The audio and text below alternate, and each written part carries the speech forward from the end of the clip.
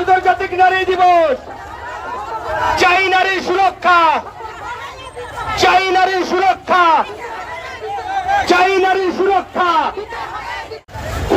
আন্তর্জাতিক নারী দিবস, আন্তর্জাতিক সকল কন্যা সন্তানের স্বপ্ন পূরণের পাশে রাষ্ট্রকে তার সঙ্গী করা হবে প্রতিবন্ধক না। আমরা চাই মাননীয় প্রধানমন্ত্রী, আপনি যে অঙ্গীকার করেছেন সেই অঙ্গীকারে আপনার সরকারের মাধ্যম দিয়ে বাংলাদেশের সকল কন্যা সন্তান যেন নিরাপদ হয়, বাংলাদেশের সকল জনপদকে নিরাপদ করার জন্য আপনি যথাযথ ব্যবস্থা গ্রহণ করবেন আমরা বিশ্বাস করি। আমাদের মাননীয় প্রধানমন্ত্রী অঙ্গীকার করেছেন নারীকে আর্থিকভাবে স্বাবলম্বী করে নারীর সুরক্ষা এবং নারীর সমমর্যাদা তিনি নিশ্চিত করবেন। আমরা বিশ্বাস করি দেশ নায়ক জনাব তারেক রহমানের হাত দিয়ে বাংলাদেশের নারী সমাজের ভাগ্যের উন্নয়ন হবে, সুরক্ষা নিশ্চিত হবে, সম অধিকার নিশ্চিত হবে ইনশাআল্লাহ। ইতিমধ্যে তিনি যে অঙ্গীকার করেছেন নারীকে আর্থিকভাবে স্বাবলম্বী করার জন্য প্রতিটি পরিবারের জ্যেষ্ঠ নারী সদস্যর নামে একটা করে ফ্যামিলি কার্ড প্রদান করবেন। সেই ফ্যামিলি কার্ডের শুভ সূচনা হবে আগামী 10 তারিখ।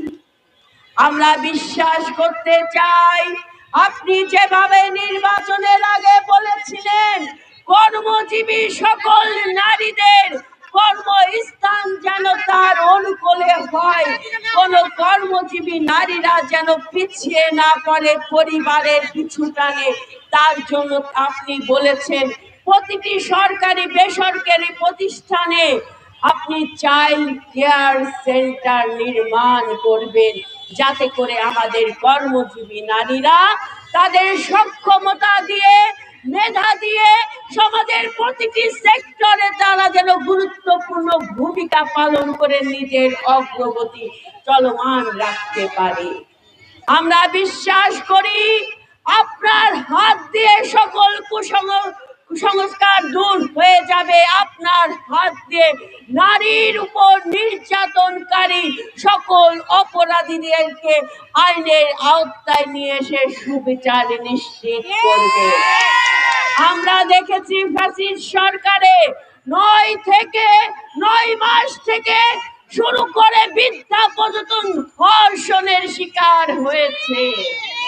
আমরা সকল অপরাধীর সুবিচার নিশ্চিত করে নারীর অধিকার নিশ্চিত করবেন, এটা আমরা বিশ্বাস করি। তাই আজকের আন্তর্জাতিক নারী দিবসে আমাদের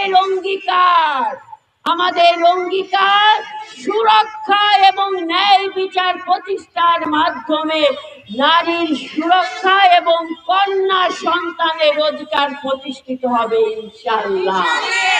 আমি আপনাদের এখানে এই র্যালিতে উপস্থিত সকল নারী জনপ্রতিনিধি এবং যারা উপস্থিত হন নাই তাদেরকেও আমরা আহ্বান জানাবো, এভাবে আমাদেরকে সোচ্চার হতে হবে, আমাদের কথা আমাদের বলতে হবে, নির্ভয়ে পথ চলতে হলে আমাদের নারী সমাজকে ঐক্যবদ্ধ থাকতে হবে। ভাইয়েরা, আমার বোনেদের প্রতি শুভকামনা জানিয়ে আজ